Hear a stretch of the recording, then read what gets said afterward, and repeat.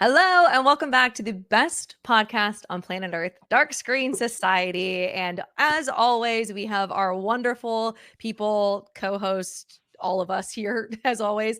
Me, Room for Scream. And then we have Brian. Say hi. Hello. We have Chuck. Hello out there. And we have Seth. Hey there. Hi. I said me, Room for Scream, like that's like my legal God given name. No, I'm Gigi. But we have an amazing, wonderful guest with us today. This is our very first guest we have on. So I'm very excited, but we'll let you introduce yourself. Hi, I'm Chelsea, everybody, and I feel very honored to be the first guest. So thank you for having me. Of course. Well, Chelsea, thank you for being here with us. Tell us like a little bit about yourself and like your page, what you do, where people can find you. So mainly I'm on TikTok. The expansion will probably be coming soon, but I really just started talking about disturbing movies, and that is what started all. And then I was able just to talk about my love for like really disturbing horror movies and really disturbing psychological thrillers. So that's what I do mainly.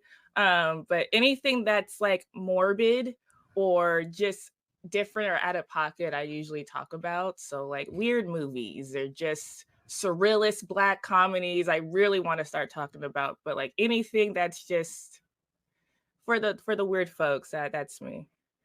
I love that you are a braver soul than I am. I can't do Same. like really disturbing movies. I was like, you and Chuck can be best friends. Yeah. And It really warms my heart.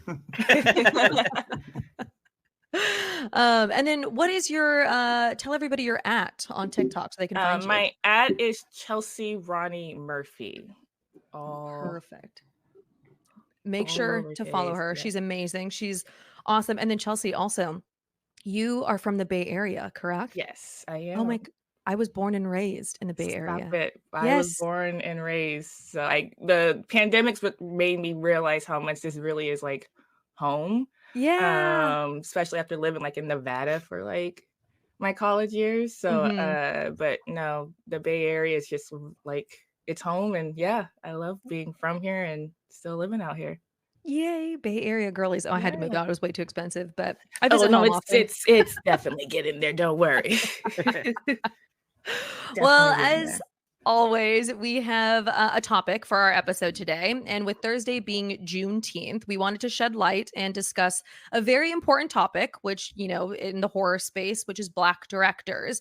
I think this is something that doesn't get enough love or like recognition. There are a lot of horror movies from Black directors, Black writers that just don't get talked about or don't get enough love. Yeah, and we have, you know, quite a few that do, but I wanted to kind of dive into that today. Now, before we jump into the meat of our topic, though, we have there was a ton of horror news that dropped this week. So let's get into that. Seth, you have some horror news for us. Yes. So first thing is Art the Clown. The person who plays Art the Clown, and I'm spacing on his name right now. He's going to be playing pretty much Mickey Mouse, Steamboat Willie, in the new Screamboat movie, which is a huge thing for him. I mean, after playing Art and how awesome he did in that, I'm sure we're going to start seeing more of him in upcoming roles. David Howard Thornton. Yes, Yeah. David Howard It's only Thornton. because I had to say it yesterday. Otherwise, I would have blinked too. That'll be interesting. That's an Yeah. interesting role for him. Yeah, it is. Yeah. I hope he just doesn't continue to get typecast as just being a non-spoken villain. Yeah. I Yeah. hope so too, because honestly, I have like no idea what he sounds like or No, even if you- barely Yeah. look like. But if you watch interviews with him and stuff like on YouTube, he's very well spoken and articulate and has like a deep baritone voice. So I think it'd be interesting to see him do something completely different and like have a speaking role. Yeah. So we'll see. He's really nice. I met him at a con with Damian Leone. Is he tall? He seems like he would be tall. He's Yeah. not that tall. A little bit. Dang. Not super tall. Him and Damien are Uh, like the same height. Oh, really? Oh, okay. Yeah. I don't know why he seems like he would be super tall. Chuck, you have some news. Yes, I do. As a matter of fact, it is apparent that Robert Pattinson has teamed up with Parker Finn from Smile to do a remake of the 1980s film Possession, which I personally think is an incredible film. I don't know how I feel about Parker Finn because Smile's like hit or miss for me. It didn't resonate with me like it did with other people. I think it's actually kind of a little mid, but it is a technically well put together film, like from a director's perspective. But mine is Twilight. Robert Pattinson can do no wrong. So for him to be in a lead role in a horror film, I would be very happy with. I mean, The Lighthouse speaks volumes for what Robert Pattinson can do. So I'm kind of intrigued by it. Excuse me, minus Include Twilight. Twilight in there. I know. Twilight is his masterpiece. Hold on. Exactly. That's his magnum opus. I was with you, Chuck, until that. I Pardon know. me. What? Not Twilight. I'm Edward Cullen sorry. can do no wrong, guys. Come on. I know. Twilight prepared him for this. Without Exactly. Twilight, there would be no Lighthouse. Exactly. Fair or good time. Fair enough. Or good times. He learned how to embarrass himself, and that has helped his career tremendously. Exactly. I So, feel the same. Do we like the movie Possession? A lot of people love it. And I feel like there's like a small group that don't love it, but are starting to rise up and be like, I don't really care about this movie. it's not that I don't like it. I get it. I understand why it was banned and disturbing and all that. I saw it and I appreciate the metaphors it has for divorce and grief and all that. It's just not one of my favorites. Okay, that's But a it does fair its assessment. job. It does its Mhm. job, I think, and I understand why back in what was released 1980. Yeah, why it 1981. got banned. Yeah. So, but I agree with Chuck. I don't understand. I don't think Smile's good at all. Like at all. Am I the only like Um, Smile fan here? No, I yeah, like I'm Smile sorry. as well. I did not like it. So that worries me because with Possession now you could do so much, I feel like. And I don't know. I only seen Smile from him, so I don't have the highest of hopes that Right, it's the good. disturbing factor would be there for this day and age. Smile is fair. one of the films that you talked about that put you up to the upper echelon of my favorite people on TikTok. No, because people really like praise that movie a lot, and it's like really just not good. I never got it. The ending monster is Yeah. really cool. Yeah, I thought it was just okay, but it reminds me a lot of It Follows, and I don't Yeah. like It Follows whatsoever. So I think that's why I was like, oh, I think Smile is just like a little bit of a better It Follows. Like I feel like they exist in the same realm, but Yeah. that's had just great- me. It had Yeah. great marketing. Yeah, it did. Oh, yeah. And the second one I'm intrigued by because what they're doing now with this pop star that they created and her dropping an album thing that it just happened like 2 days ago. That's Skylar. I forget what her last name is. Yeah, But and there's like posters around town or something. yeah, and they're dropping Oh. like a whole pop album over it. But like I think that like a rollout like that's pretty epic. So maybe the Song second slaps. one will be good. The Oh, song I- does kind of The it song goes hard, slaps. yeah. I I was haven't gonna even say, like listened to this. Go Me ahead, Seth. neither. Yeah. I was gonna say that I think the fact that like Smile 2 is coming out, I have a feeling like if they really like Smile 2 and maybe it's like leagues better than the first one, it kind of gives me hope for Possession because I feel like they wouldn't have given it to him just off Smile 1 since that's really like his first like big film. So I think that kind of gives me like hope that Smile 2 is going to be really good and you know they're good enough to give him Possession. Yeah. I am not a Possession fan. Like I remember I watched it and I was like, I don't like this. And then my Letterboxd review, somebody said, if you don't understand this, then you have one brain cell. And then my Letterboxd review was, well, then I guess I have one fucking brain cell. Because I was just like, I know that there are metaphors, but I think sometimes movies just get so convoluted where you're like, I don't really even know if that's the direction that they were trying to go, or that's just kind of what we as the viewers made it be. I think it's important, not that it's a great film or anything like that. I think it was important for its place to inspire other voices to be able to take steps to make metaphorical and allegorical type kind of films, like especially like almost everything A24 or Yeah. things that we've gotten. Like I think Possession and Ken Russell's The Devils were kind of like the trailblazers for movies like that. So I appreciate it from that perspective. Yeah, that makes sense. Brian, what's your news this week? So this might be US only, I'm not sure, but M. Night's newest movie with Josh Hartnett, Trapped, has been moved forward a week to August 2nd, which I believe will coincide with Cuckoo's release, which is silly. Dirty. They're trying to ride that neon train. Dirty. That's a dirty move. I don't like that. How do we feel about that? It's a terrible move because people are actually excited about an M. Night Shyamalan movie. Like, Yeah. the trailer really got people. I mean, after Old and Knock on the Cabin, like, they were both either, I mean, they got mid to like negative reviews. So the fact that he dropped this trailer and people are like, we want to see it, I don't think was the best move because the buildup for this film is actually there for him. It's the power of Josh Hartnett. Yeah, I mean, there's actual hype. Like, I'm excited to see it myself. Same. Yeah. So. Me too. Yeah, There's the trailer already looks great. Yeah, there's already elaborate fan theories about like what the twist is going to be, whether it's really him or the daughter, or it's actually the pop singer at the concert. Like, so it has a lot of intrigue built behind it. I'm interested. It just messes up momentum, I believe. Like, I think so too. And then I was listening to In Love with Horror. Like Christy was kind of talking about this, like people, doing this in the entertainment industry, like cannibalizing against each other, like these movies to, kind of, just pit them against each other when it comes to box office stats and everything like that. I just think that's so horrible to do to like an independent film like Cuckoo. So Well, it has that same perspective too, because they moved Cuckoo to not compete.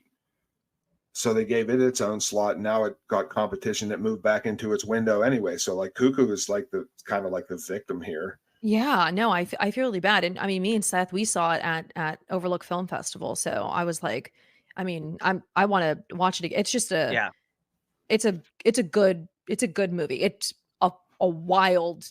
It's weird. It's a weird as hell movie, but but that's why like I'm excited for people to see like a weird independent film, and like Hunter Schafer is just a goddess. So Dan Stevens is just amazing in that movie. A god. Yeah, she's the goddess, he's the god. Yeah, exactly. But we got more news this week for Blumhouse Games. They are creating, I think it's like six video games under their own little company, Blumhouse Games, which I am very excited for, because at first when I heard about this, I was like, oh dude, these horrible movies are going to breed the horrible video games. And Blumhouse wasn't always bad. I used to be like a big fan of Blumhouse. I think it's just like a recent thing. But what I have read that they're doing is hiring independent game companies to create video games, and like they're the ones that are going to be funding it and releasing it, like like in conjunction with them. So they're giving like independent gaming companies like full creative flow on what they want to do. So we're going to see like some pixel art games, we're going to see some like realistic style games, and I think that's so amazing. The first game that's supposed to drop is going to be later this year, so I'm stoked to play it. And it looks like a supernaturally type of a game. It has like a Ouija board or whatever. I think it's Fear the Spotlight. So I'll definitely be playing that. Are we excited for that? Are we gamers here? You lost me at Ouija board. I ain't messing with one of those things. Oh. Even if it's in a game. I'm excited. Chelsea, do you play video games? Not since Guitar Hero. Oh my god, that's a great one though. I mean, that's the best game. Yeah, not since Guitar Hero and Rock Band. I think that was what was your go-to song? Barracuda. Oh, that's nice. Barracuda, yeah. Brian, do you play video games?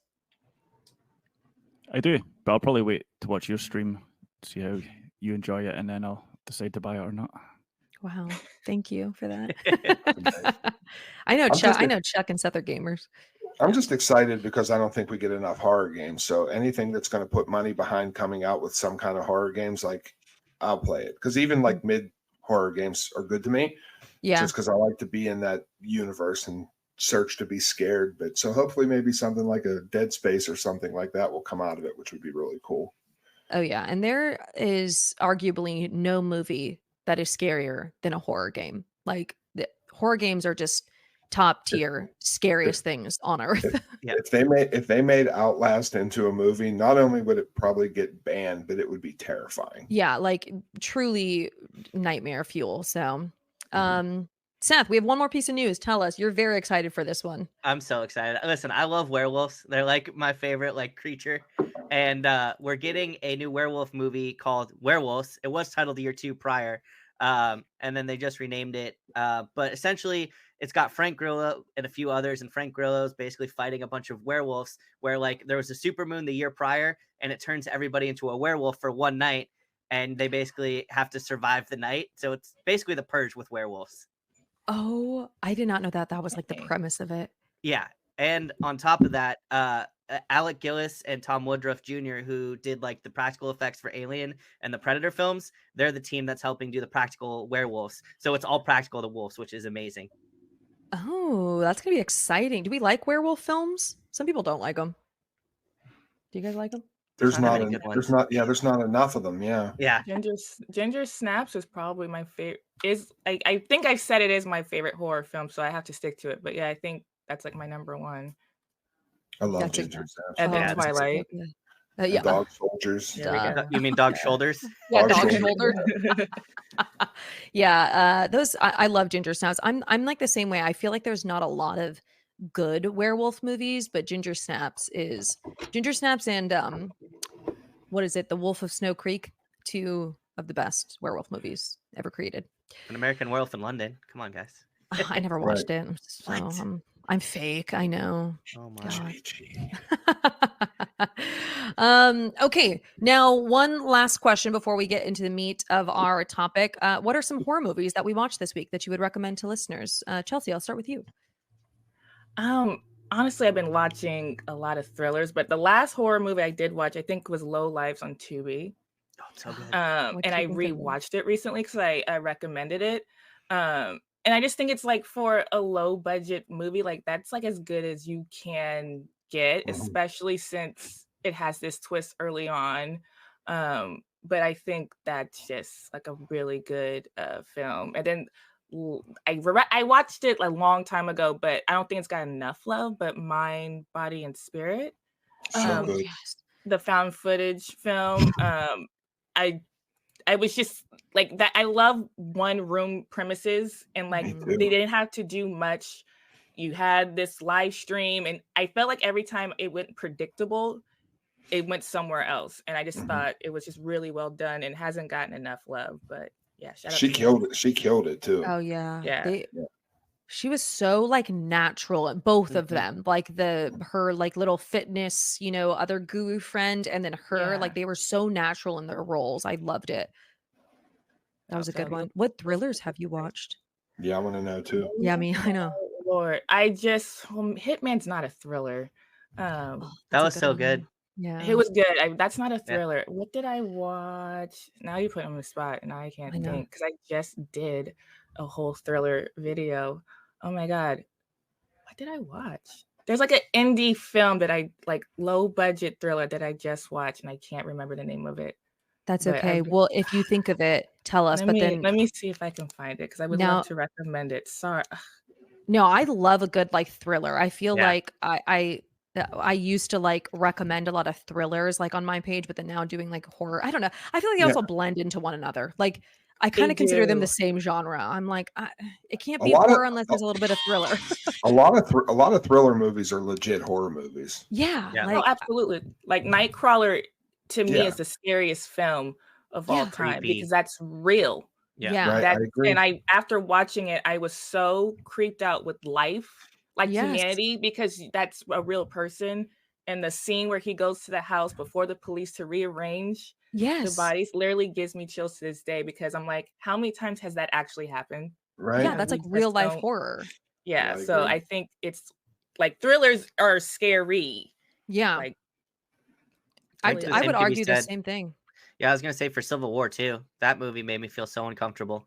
yeah. like dread. You get a Yeah. sense of like dread. And that's what I think is hard when people like in our comments will argue like this isn't a horror, it's a thriller. But I'm like, yeah, but you can still be scared off of like if sometimes I would argue that these thrillers are even like scarier because these are I like agree. real life scenarios. That's the scariest shit of everything, like out of all. There's thrillers and documentaries that are scarier than any studio horror films because Yeah. that's why I like Home Invasion and stuff so much because like that shit happens every day. Yeah, exactly. Chuck, what did you watch this week? I watched a movie for the first time that I absolutely fell in love with, and I think it might automatically go to my top 10 all-time films. And it's called Who's Watching Oliver? And it was not only one of the most brutal films that I've ever seen, it is a very intricate, beautiful love story wrapped up in this disturbing shell. And it's about this serial killer who has autism that lives underneath his mother's thumb, and she controls him to do unspeakable things to unexpected ladies. But then he meets this ray of light with this woman, and they fall in love, and it's about like dealing with your afflictions and coming of age, and like it's just beautiful that they're able to spin like the metaphorical aspect that like you can love somebody that has a terminally ill disease or whatever it is, because that's what the serial killer aspect it represents in the movie. But they go hard with it. Like it's I don't know if anybody's seen The Golden Glove, but like it goes way harder than The Golden Glove. But it was really, really well done. I really enjoyed it. Nice. I've never heard it. What was it called again? Who's Watching Oliver? It's very wholesome.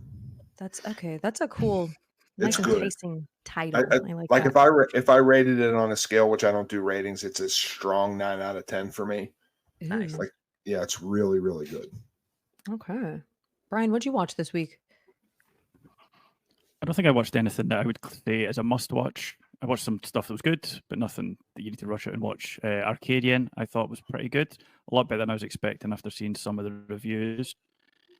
I watched a film called Dawn Breaks Behind the Eyes, Before the Eyes, I forget exactly what, which is a German horror film on Tubi, which was really beautiful, but maybe not the most interesting for people unless they like art house horror films.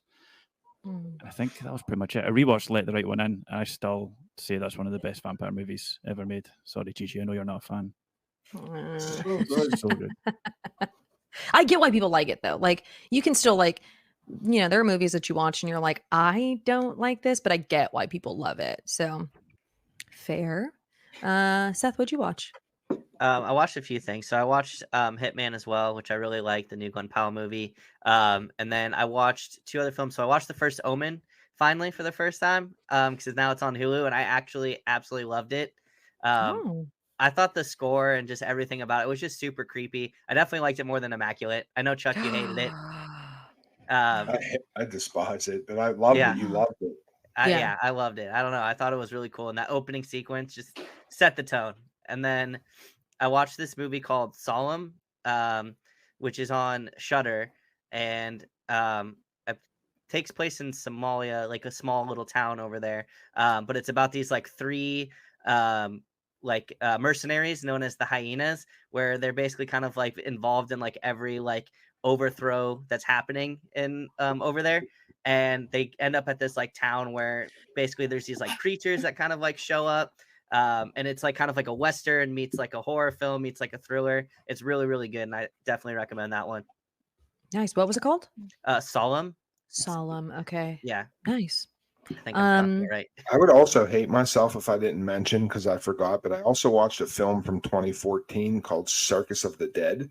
And if you're into crazy killer clowns and like Terrifier, it's an absolute must because it's one of the most offensively messed up films I've seen, but it's put together so well. And the director reached out to, like, they're making a part 2, and this guy deserves a franchise because it's some really, really, it's a sick fucking movie, but it rips. It's so good.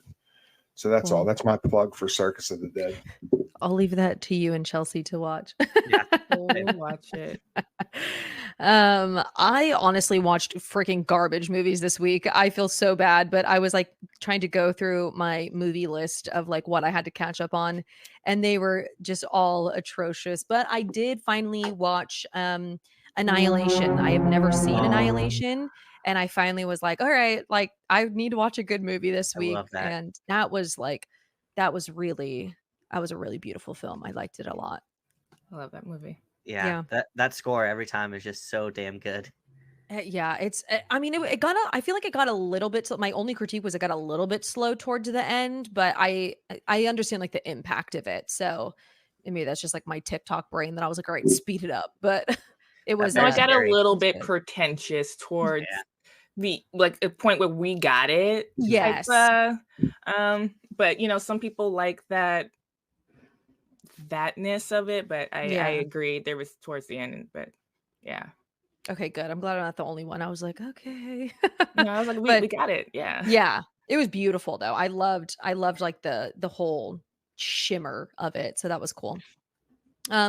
Okay, so now we can finally jump in. For those that don't know, June 19th or Juneteenth is a day to commemorate the ending of slavery in the United States. So I wanted to pose a question about how important representation and diversity is in horror films and how does that impact the audience. Chelsea, I will start with you since you are our guest.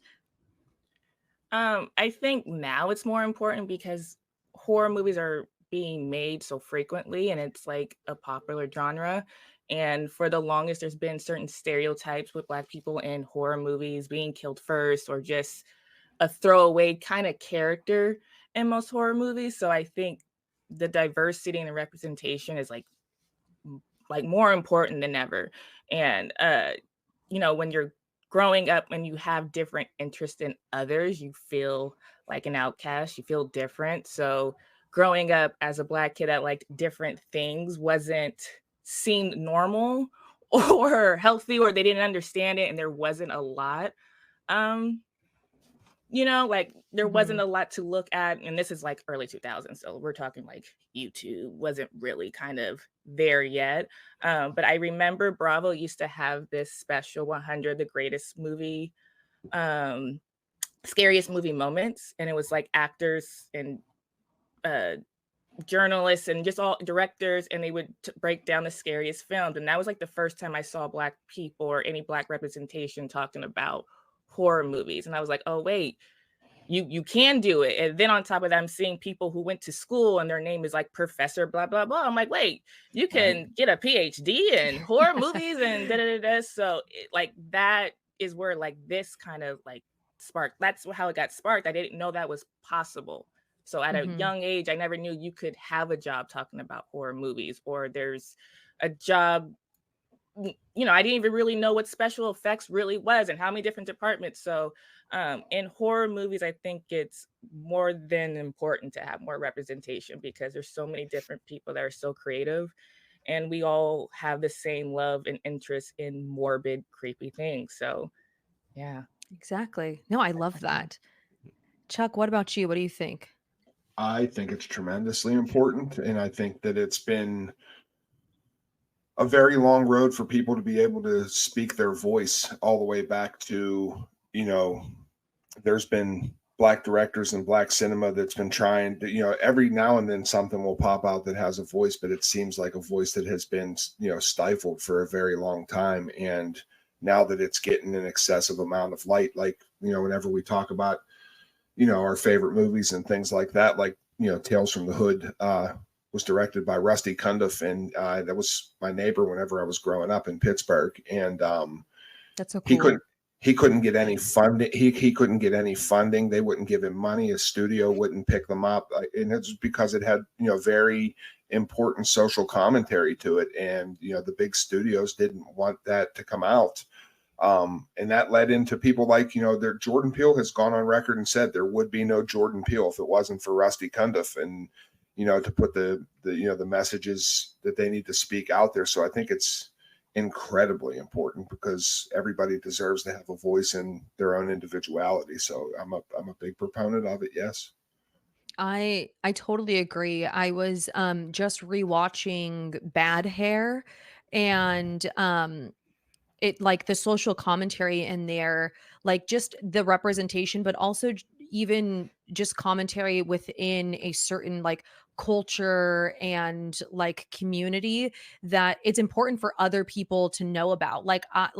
I don't know about like weaves or the importance of like your hair and how that is reflected in society and stuff, and they touch upon those things like when the her boss is like, oh, but like shouldn't you do your hair and like stuff like that, and it's just like things that other cultures and societies don't understand, and I think that's so important to shed light on these different type of, like you said, these social constructs and these just, I don't know, ideas and stuff. So I think it's so important just for other people to just have a better understanding of different cultures.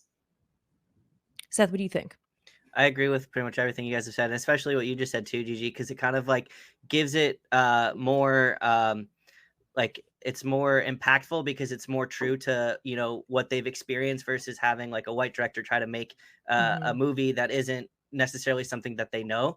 And I also think it's very important for diversity and things like that because it gives something to relate to. Like for example, like Blade was like the first like black Marvel character that was made into a movie that like people could like root for. And like I don't know, I just think it's really important to have that aspect because there isn't that much diversity in horror, and I think having something to root for and something to relate to is very important because it's a genre that's always growing, but for the last couple of years, I mean, without Jordan Peele, I think um you know it speaks volumes for what he's done for the community, that's for sure. Mhm. What about you, Brian? I think you've covered it all. Like it's good that it's slowly turning the right way, but as Chuck said, there's so many stories we've maybe Yeah. not heard because the studios weren't brave enough to make the movie, and we've missed out on so many potentially great horror movies just because of whatever reason their studios said no, it's not going to make money, or they're bigoted, whatever it is. So I'm glad that it's switching towards everyone having more of a voice now. Yeah, I agree.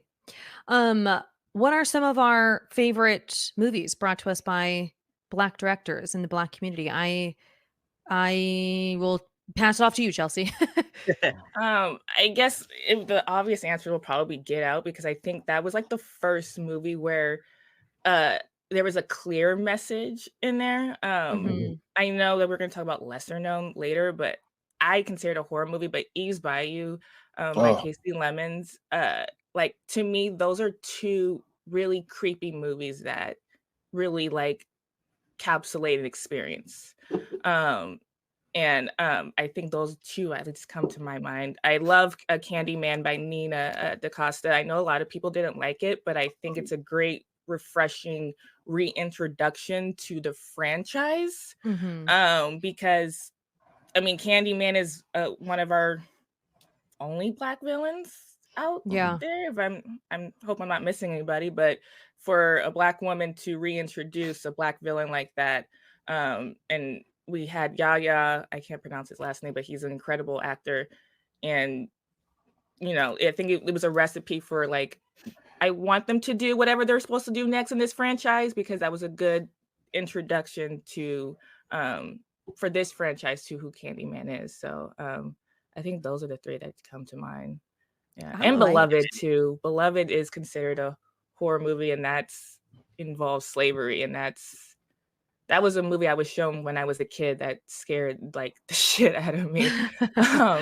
Um, and I know most people might consider like a gothic southern type of thing, but real life, I think that's a horror movie. Yeah. yeah.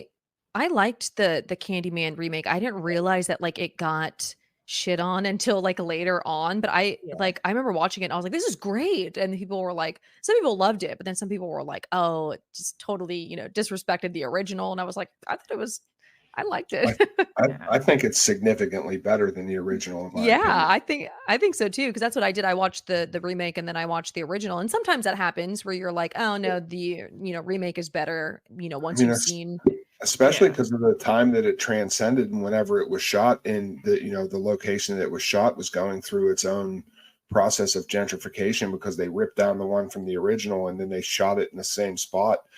So it really pounded that message home, and I really thought the ending just was absolute. I mean, that ending hit me hard, like The Mist hit me hard, just in a different way, because like it's just so in your face. I thought it was so brilliantly done. I really, really enjoyed it. Me too. I freaking loved it. Did you guys see Brian, Seth? Did you guys watch the remake? Yeah, I was gonna say I absolutely loved it. It was one of Yeah. my favorite horror films the last few years, and there's one scene specifically where it's kind of like the outside shot looking into the apartment building, where like one of the kills takes place, and I thought that was like the coolest way to film that sequence, and it just blew my mind. I thought it was fucking fantastic. No, I Yeah. recommended it like a long time ago, and people did like in the comments did not like it. So like I didn't realize people, and like I think that's the issue when you do a reboot or remake. Obviously, they're going to compare it to the original.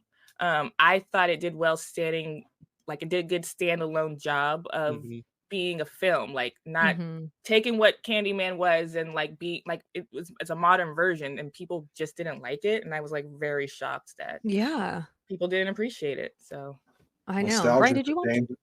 is a dangerous thing. Nostalgia. it is. It is. I know, because I feel like a lot of the times people will go back and watch the original and they're like, actually, this is not that good. I'm like, are you defending this because like you watched it recently, or is it just nostalgia? 10 years from now, it's going to have a resurgence, and people are going to Yeah. realize how brilliant it truly is. It's like one of those movies. I just Yeah. saw it in feel theaters about- actually. Oh, you did? Yeah, there's a local like horror store here that like does like every Thursday they'll put on a horror movie on the big screen, and it was a secret screening, and it was the Candyman, the original, and seeing that in a packed theater was really cool. That's cool. Awesome. It is. Brian, what are some of your favorite movies by Black directors? The most recent one that it's maybe more comedy than horror, but it had horror elements, was The Blackening from last year. Oh which, yeah. oh, sorry, You Seth. took mine. I still don't see a lot of people speaking about it, but I don't think I've laughed that much in a comedy in years.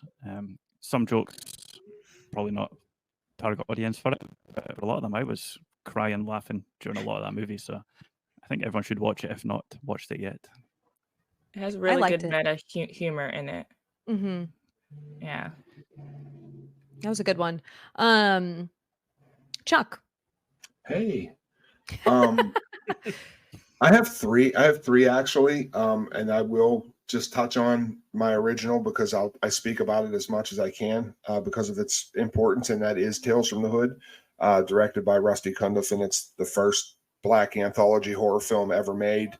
And its cultural importance, it speaks volumes because it gave so many people a voice and a job, and it had an entire Black production cast and team, and they like really went out of their way to give people jobs and opportunities that normally wouldn't have got it. And he really was a trailblazer for a lot of people. Him, and then in like the comedy space, Robert Townsend made a film called Hollywood Shuffle, which I know is not a horror movie, but like they made the whole entire thing on credit cards, and we've gotten so many huge stars out of those films and shows. And more recently, two favorites that I have that are off the radar, but there's a movie called Salam, and it's the first Congolese directed and made horror film. And it was the whole entire thing was shot in Senegal, and it's about these three mercenaries that deal with like these it's like a malevolent force of these like demons. So it's like an actioneer, like treasure hunter type kind of movie, but then it turns into like full on horror, and it fucking rips from beginning to end. Like it suffers from a little bit of bad CGI just because of budget, but like the idea,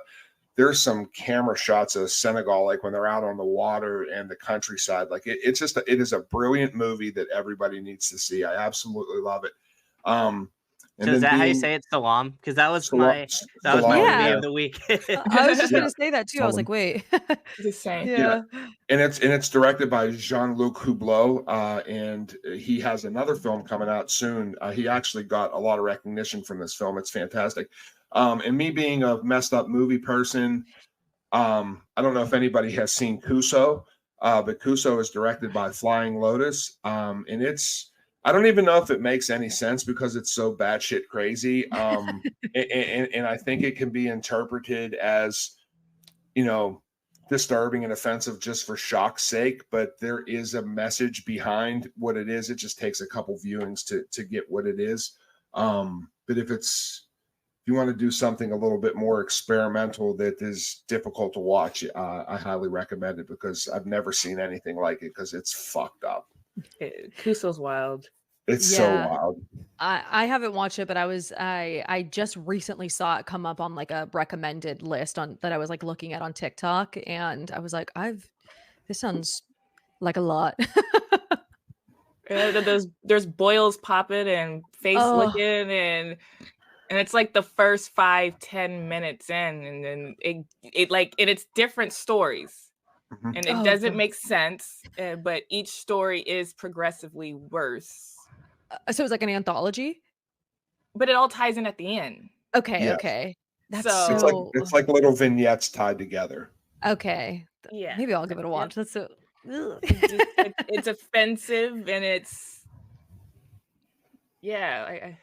It's George Clinton like you've never seen before. It's a Zach lot. Fox is in it, like enjoy, but like heads in toilets. I don't know what else to say, but it's just okay, wild. well now I'm like intrigued. Like now I feel like I can like handle that kind of like sometimes like gross icky stuff I can handle, but when it's like really extreme, when it's like almost like exploitation, that's the kind of stuff I can't handle. But when it's like kind of gross and icky, I can force my brain to be like, this is fake. Well, Yeah, not- it's as experimental as it gets. Like it has no structure to it whatsoever. I mean, I think that Flying Lotus thinks it has structure, but it definitely doesn't. Yeah. But just to even be made, just the fact that film was made to have like whatever his vision, ultimately was, I think is a good thing. yeah. I enjoyed Seth, what it. about you? So for me, I have Get Out. I absolutely love the blackening because, and Chelsea pointed to it too earlier, that there's always like stereotypes, and for them to like flip all of those stereotypes on its head and like turn it into like a comedy and make fun of all of those things, I thought was just so brilliant. I also Solemn was also really, really good. And then I think I already said Get Out, but yeah, Get Out. That's the issue. One of the issues that I had like is there isn't that many like black horror films. Like going through like there's not that much. Like obviously you have like Get Out and all the Jordan Peele stuff, and we have Candyman now from Nia DaCosta and the original Candyman, but overall there's just not that much. And Go ahead. usually some black directors, if they they're given a chance, they do horror. Like, well, they'll do one, but a lot of them, I mean, it's for everybody. Nobody wants to be typecast. So I think a lot of black directors don't want to do horror movies because it's so easy to get typecast when you're already typecast. So I would love to see more. I know we do have a lot coming. Like His House on Netflix.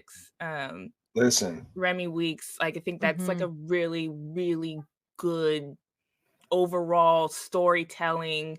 The message is sent, delivered, we got it. Like it's one of those movies, and not just for horror, just for like any type of any genre. It's phenomenal. That was the movie that I was going to talk about. That's one of my like favorite. Just like I feel like that makes like a top 15 list for me. It's just such a phenomenal movie, and like you said, like storytelling, acting, the eeriness, the atmosphere, like the social commentary of it. I just thought it was great. Remy Weeks did great with that one. Also, Black Box, which I feel like I don't know if a lot of people watch this. This came out in Prime Video. I think it came out during COVID.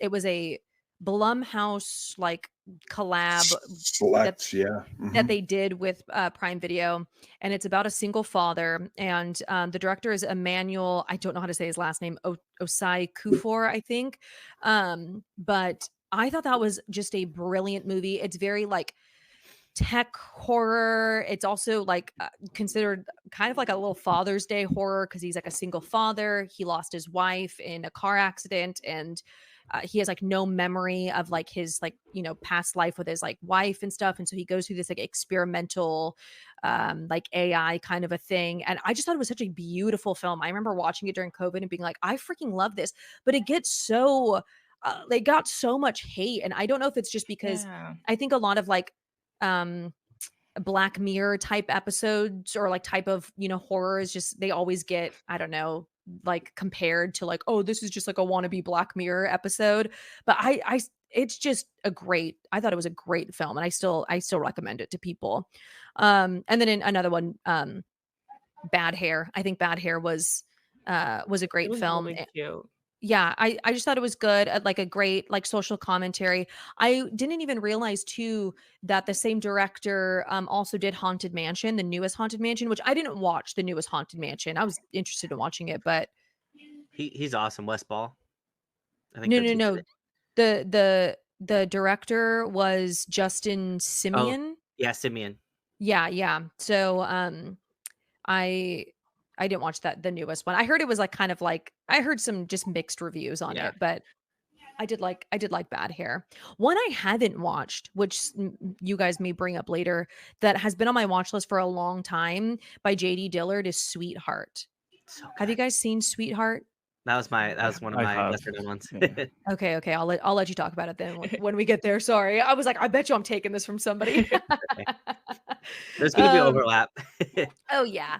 Good. I mean, because honestly, like we said, there's really like unfortunately not a lot of horror movies brought to us by Black directors, No. and it's I want to see more, especially honestly, also just women Black directors too. I see a lot of like male Black directors bring us horror movies or leads in horror movies, but I feel like we do not see. There is very few women Black directors that bring us horror, and I think this like can go back to what Chuck was saying that it's like I think some studios don't take a shot on it or what you were saying, Chelsea, it's just being like typecast or something. So it's just unfortunate. I hope that we get like an influx of that soon because I think it could be incredible. We need more Nia Um DaCosta. yeah, no, seriously. Like And honestly. I didn't realize this, but the original Candyman was done with a white director. Which Yeah. so it was cool that Nia DaCosta came in and like did it like a more true story, I feel like, Mm-hmm. to what's going on. We need more of that. Yeah, exactly.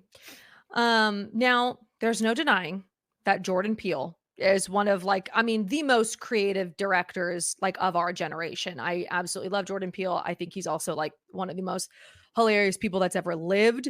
And there's no denying that, he changed this landscape of horror with like Get Out, Nope, Us. Like how do we think that this changed the landscape? Because it really I feel like shifted a lot of horror, especially with like I'll let you guys answer. What do you think? Seth, I'll start with you. I think it's a huge thing. I mean, it's given voices to a whole different group of people that, like we've been saying, don't really have a lot of filmography under their belt, and it's given them opportunity, and it's shown them like with Nope. Nope is like compared to like a Steven Spielberg type film where it's like Jaws, and it's like this huge budget, and it gives people hope that more people of color can make movies like that, and he's kind of like paved that whole way and that opening for people to come in and take that risk. Yeah. No, I think that's so true. Chelsea, what do you think? I think not only that, but like he's made it there's a seriousness now to horror movies. Mhm. I know like A24 was on that realm, but I mean the man won an Oscar for Get Out, best original screenplay, I believe. Mhm. So it wasn't just that an opportunity was given. He got the opportunity and it was a home run. Like Yeah. it's an Oscar Academy Award winning film. So what he's done is because we got to remember who he was before. This is from Jordan Peele from Key and Peele. Peele, yeah. And when he first announced that he was going this direction, nobody understood why. I remember that being a huge topic, and I think that's a barrier that people kind of overlook, that he had to overcome that transition to even be considered some type of horror director. I mean, nobody considered that until he did Get Out. And so there's just a lot of things that he went over. And I think it's just inspiring for anybody that wants to break into this industry, and in an industry that's so quick to typecast you, because he could have easily been typecast as a comedic personality his whole life. So I think he's one of the reasons why David Glover, Childish Gambino did Swarm.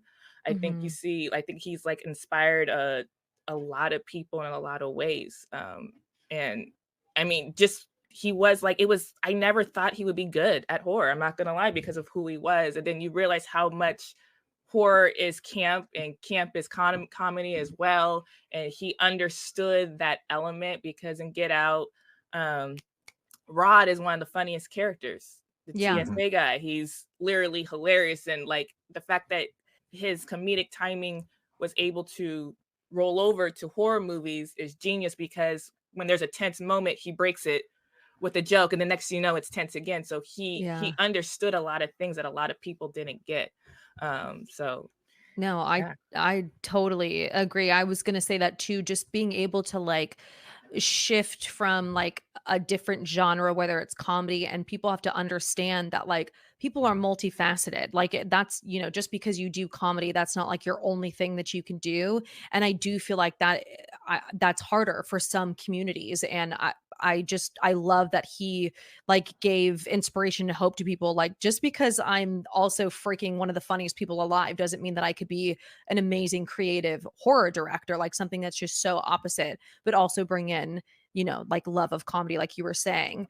I also feel like it really changed the landscape of being people from all different types of cultures being able to like dive deeper within themselves and add that social commentary, or like those like fears that come with like your culture that other people aren't aware of. Like there's so many more of these like more like elevated type horrors that have these social like messages, and it's like I would have never known that, like coming from another culture I would have known that. So I think that's really important. He really paved the way with that. Chuck, what do you think? I think that Jordan Peele is one of the most brilliant minds, not in horror, but in film in general. But I think it's very important to focus on the fact, too, that Jordan Peele always wanted to do horror, and he wanted to start with horror, and that's where his heart was at and what he wanted to do. But nobody would have let him express his voice. So, I think it's important that he had to play the game. Like he just couldn't put his voice out there from the beginning because it was so shunned upon in the Hollywood space. So that's how, the Key and Peele, and he took the comedy route. And like he everything he did was very methodical. He built a voice, he built an audience. Then Monkey Paw Productions was born. He had his own company, and he said, you know what, fuck you. I'm going to make my own movie, make it how I want. Somebody's seen it, he got signed, and but he had to go through literally over a decade of playing this Hollywood game, because it's a shame, but they the young black voice is suppressed, whether we want to admit to it or not, and that's a shame that that's a part of society. But his voice was suppressed for so many years. And you see the reason why, because when Get Out came out, it's so powerful in in his expression. And I'm an Us guy. Like Us is my favorite Peele, personally, because I think it's just an incredibly powerful movie. Mhm. But it has, it has given inspiration to, so many people to just speak their truth of who they are and what they have to say. And he could do no wrong in my eyes. I think he's just absolutely brilliant. To your Mhm. point too, real quick, the Monkey Paw Productions has been like such a huge thing also for like diversity, because the Dev Patel movie Monkey Man was going to go straight to Netflix, and he said fuck that and put it under his label and Yeah. released it in partnership with Universal. So like he's not only is like his voice is so important, but like he's helping others get to where he's at, which I think is just like so amazing. I know. Agreed.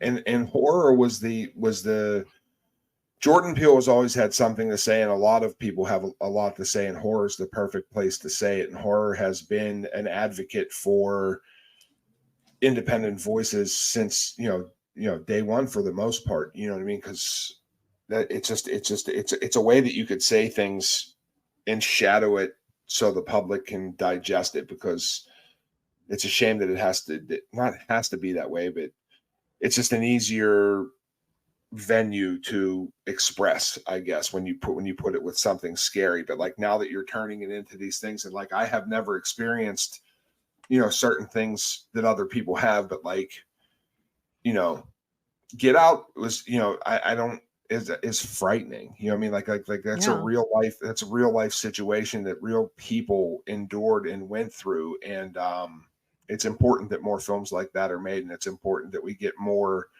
minds like Jordan Peele. Yeah. And like what you were saying, like it's frightening, and being able to instill that in people that haven't experienced that, I think that's That's right. powerful. Yeah. Absolutely. Brian, what about you? I'll be honest, everything you guys have said, you've said way better than I could say. I think I would just ruin it by adding anything to what you said, because that's one of the best answers we've had on any of our podcasts so far, I think. So I'm not going to ruin that. Beautifully said. Yeah. Love Brian. Okay. Are there any underappreciated or lesser known horror films brought to us by Black directors that need more recognition? Brian, I'm going to freaking start with you this time. I know. I Googled, and like I know Seth's going to take Sweetheart. I didn't love Sweetheart. I thought it was okay. Monster was pretty cool, but it didn't quite nail the landing for me. But I do think people should watch it, especially if you're a creature feature fan. Mhm. I just, because it's an underwater thing, I wanted more from it, as I do with every underwater movie, because that's You're such my a jam. stickler. I know, that's where I live, is underwater. So I want more horror movies from here. I know there's but I understand, like when you're trying to look stuff up, you're just like, oh, we just need more. There's lesser Yeah. known because we just need more. But Chelsea, what about you? Do you have any lesser known or that need recognition? I guess like the horror noir documentary that came on Shudder, it reminds me so much of Bravo's 100 Scariest Movie Moments. Mhm. But it's like the history, and you learn so much, not just about Black people in horror movie, but like horror industry, the genre, and how it wasn't taken serious for the longest. And it breaks down how in the 50s it was horror movies were, mainly swamp monsters and aliens, and then it just shows you like where we came into place, and how there wasn't a place, and what roles we were often given. So I just think it's a great breakdown of just the history of it. And this came out, I want to say, during pandemic. So I Oh, feel like okay. that's when I watched it. But I love things where you learn like that, and you hear other people talk. And you hear, Black people, Black actresses and actors talk about how it felt to be typecast, and yeah, I was the first one killed off, and blah blah blah. So I think it's a very interesting, very good documentary by Xavier Brigham. And I think he went to USC too. So like he's like Oh, that's he's incredible. doing his thing. So yeah, it's a great That's documentary. cool. They have a good film, what do you call it, department. I Yeah. need to watch it. It's been on my watch list, but I'm so bad with like watching like how things are made, or like I'm like, give me a creature. I'm so bad. They show the creatures, and then like it was really interesting learning about the 50s, because I know like there's certain movies, like when you say you love horror movies you have to watch, and I don't think I watched any of them from the 50s, and I realized Yeah. that's because it's a swamp monster or Yeah. a robot alien. I was like, oh, that's what they were on back then. Okay. Yeah. So No, that's so fair. Seth, I'll let you go. I'll let you talk about your Sweetheart, because I've never seen it. Yeah, so I love Sweetheart. I think it's a really cool creature feature where this woman basically I believe it was a boat crash. It's been a while. It was either boat or plane crash, and she basically just watches upon this island, and every night this like creature comes ashore, and basically like fucks with her and everything around it. And it's just a really well done film. I thought the creature design was really cool. And then the other one was Salam, which I apparently pronounced wrong earlier, and got part of the story incorrect, even though I watched it 2 days ago. But that movie was it was such a cool blend of like horror, action, like Western, and the three main characters were super badass. So those are two I would recommend. And there's one that I haven't seen that I've been really wanting to, which is The Angry Black Girl and Her Monster. And that one I've heard is absolutely fantastic. So that one I need to add to my watch list. I need to it came out when, last year or earlier this year? No, last year, right? Last year. yeah. Last year. I need to I need to watch it. That one's been on my watch list too. I know JD Dillard is who did Sweetheart, right? Seth? Yeah. Mhm. He also directed one of my favorite episodes of The Outsider. The episode, I forget the name of the episode, but the one with where they are all like at that outside party and they're all wearing those like weird creepy Oh masks. I yeah, love that episode and he directed that episode. that's cool. Yeah. They're like Chuck, what Pet about Cemetery you? masks. Yes, yeah, exactly. If I was going to shine light on, it's actually not a horror film, but it has a diverse cast of directors, and it's a show, and it's Lovecraft Country, and I am devastated that they canceled it because I think it's absolutely brilliant from beginning to end, and I don't think enough people have seen it or talked about it, and I think it's one of the most not only best shows that we've had in a very long time, but it's also very important. And I think it's an absolute travesty. I actually just read like a couple weeks ago that somebody else was, they were attempting, they had a bidding war to try to pick it back up. But it's still on Max, and it's actually on Tubi as well for free. So if you haven't seen it and you want to do like a weekend binge, like I couldn't recommend it anymore because it's a little slow going to like episode 3, but once it hits and it rolls, it's absolutely fantastic. So that would be my pick for the day. Also, I think it's like super like very important too, because like that first episode, I had no idea what a sundown town was. Mhm. And like I thought that was like way scarier than like the horror elements that like what they like weaved in with like the KKK and things like that. I just thought that whole aspect where they were just chased out of town was just absolutely fucking terrifying. Yeah. I And agree. no, totally. And this is like goes back to like being able to instill like this fear or like this knowledge that people don't have, like they just don't realize. And I mean, we're taught it and we know certain things, but also like you said, like there are some terms or like historical things we're not aware of. And Yeah. I think being able to like shed the importance of that is just, and like you said, Chuck, in a digestible way is Yes. just it's important. And in no way, shape, or form does the Dark Screen Society support anything that happened with Jonathan Majors. But I felt that the importance of the message of the show superseded what he chose to get involved in as a human being. So I imagine if they did season 2, the character would be recast. So I just wanted to put that out there because he, has some serious issues. But the Yeah. show is still very good. Very I good didn't realize I didn't realize that he was in it. He's the main. He's the Mhm. man, yeah. I watched Oh it my because God. Jurnee Smollett, she's fantastic. I even had a difficult time maybe even bringing it up, but like it's so good. Mm-hmm. That's always unfortunate, but Mhm. is it because if it's called Lovecraft County, is it like cosmic horror Yeah. or no? Oh, it is. Okay. I was gonna bring up his house. I feel like I brought it up in my I feel like I talk about this movie any freaking chance I get. I like brought it up in my like movies that actually scared me. I had one of our friends in TikTok mutuals slasher talk. I had him watch it recently. I absolutely adore that film. I don't think it gets enough love. It came out during like COVID on Netflix and it's just so beautiful and well done and absolutely terrifying. I cannot recommend that movie enough. Bless you. And then I guess another one that I had already mentioned was Black Box because that's another one that came out during COVID that I don't think got enough love, or just maybe people just need to rewatch it too. Like I think people on first watch just like really critiqued it hard for no reason at all, and so maybe like another rewatch would help. Even myself, like I want to rewatch it because it's been a while, but those two definitely. Any others that we can think of? What about the TV show Them? I've not seen it yet, but I'm hearing Yeah. a lot of high praise for it.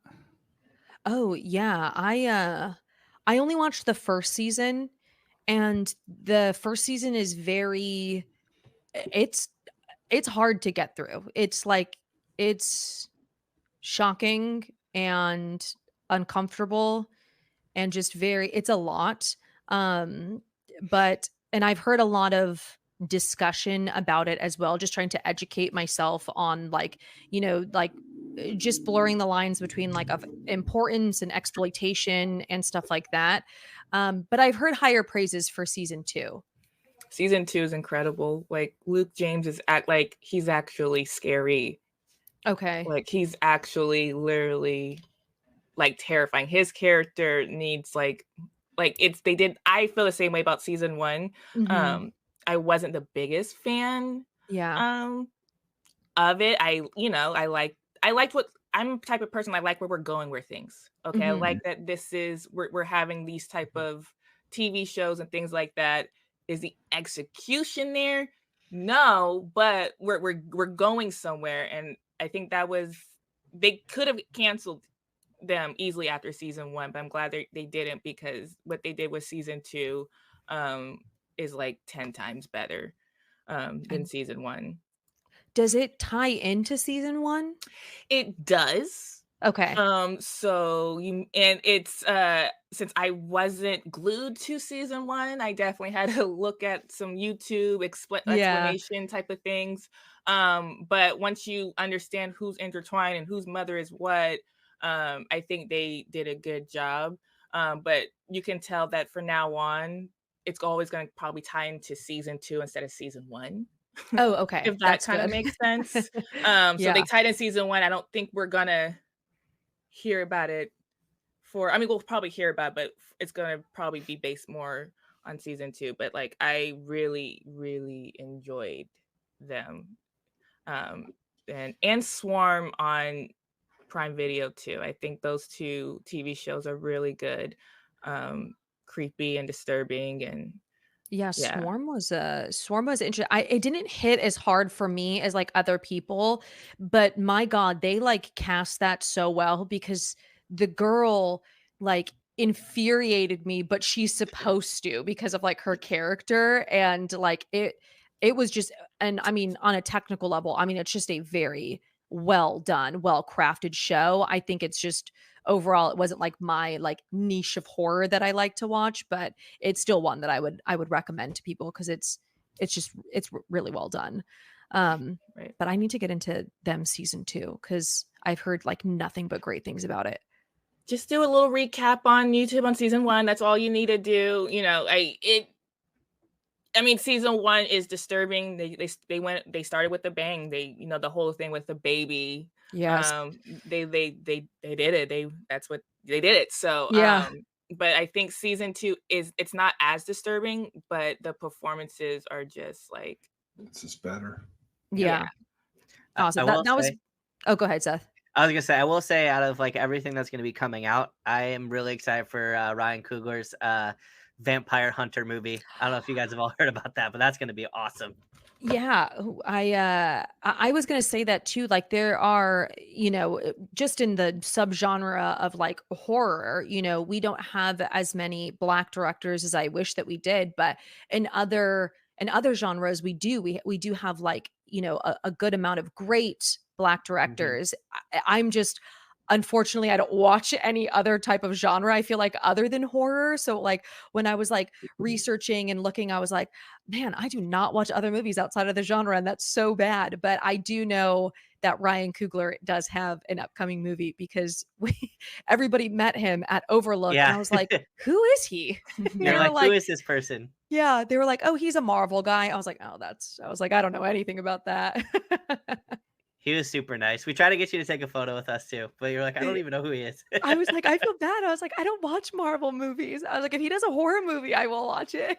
Now you have Ryan to. graduated from Sacramento State. So he's like, Really? yeah. When I remember Oh. when he did something or was nominated or something, Oh, for and there Fruitville was Station. I think that's what it was, Yeah. and there was a billboard like say congratulations.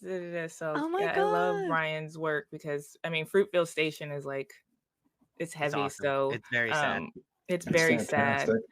fantastic. But a vampire movie, a good one that in the time period that they're doing it on, I think that's going to be really cool. Listen, Yeah. sign me up watching Michael B. Jordan hunt down the KKK. Yeah. Yeah. I was gonna say we haven't had a good vampire movie since Twilight. Period. So. Right? Yeah. Since Twilight. Yeah. It was probably the best. I mean, that's what I'm saying. I'm also Oh, yeah, real go quick. ahead. We didn't mention it when we were on our Jordan Peele tangent, but Monkey Paw Productions picked up the remake of Wes Craven's People Under the Stairs, and they attached a screenplay. Ezra Miller is or not Ezra Miller, Ezra. I forget his last name, is doing the screenplay. But the thing that intrigues me is a director has not been announced yet. And that I know that Peele is a creative and wants to do his own original things, but like if they announce that he's going to sit in that director's chair to remake that film, like that literally, I mean, I got goosebumps on my arms because I love that film. And it could be so much more better, especially in 2024, this day and age where they could really say what they need to say. So I just thought that was something to add to the Jordan Peele. You said Ezra Miller, and I panicked there. I was like, no, Yeah. no, I know. no, I was no. like, no, they didn't. No. Yeah. No. Oh my god. But that's a wrap on today's episode. I want to give a huge shout out. Chelsea, thank you so much for being our first guest and on the Dark Screen Society. This will go down in history. This was fun. Thank you so much. Good. Yeah. Of course. Again, you can find Chelsea at Chelsea Ronnie Murphy, correct? Right? Correct, Chelsea yes. Ronnie Murphy on TikTok. And hopefully you're going to give us more like avenues of content. Are you thinking of like YouTube? I'm thinking of YouTube where I just talk about a movie. I would love to start doing like deep dives of just a movie instead of like recommendations. So yeah, I feel like I'm ready enough to start progressing outward to other platforms. So yeah. You explain things in such a short manner that are so concise to the point of the movie, like a lot better than most people that are TikTokers. Thank you. So that's something that I would look forward to. But I also want to say that there's this whole generation of people out here that like really fucked up movies, and you've inspired a lot of us to speak about them, and feel free and not feel like a weirdo to talk about the messed up things that we watch. And I admire everything you do, and I'm honored that you came onto the podcast. Oh, thank you, Chuck. That's very sweet. I mean, don't judge somebody because they like disturbing movies. I'm actually the head cheer coach at UC Berkeley, so we are normal people out there. So I do bring cheer to people's lives, but yes, I watch people's heads get chopped off. That's awesome. I love that. That totally resonates. I work with elementary school kids, so they're like, "Oh, you're so scary." I'm like, "No, I'm really bubbly during the day. Don't worry." Yeah, I'm a giant nerd on the side, so yeah. Oh my god, I love that. Well, thank you so much again, everybody. Please go follow Chelsea. She has great thriller, horror recommendations, and once you start like YouTube or any other platforms, we will be your very first subscribers because I love when people do like deep dives on movies. I can listen to that all day. But that is us. You can find the Dark Screen Society on all media platforms. Be sure to like, comment, rate, subscribe, all the goodies. But until next time, keep haunting. Stay haunted, everybody. stay haunted. Yeah, stay haunted. All righty. Bye. Bye.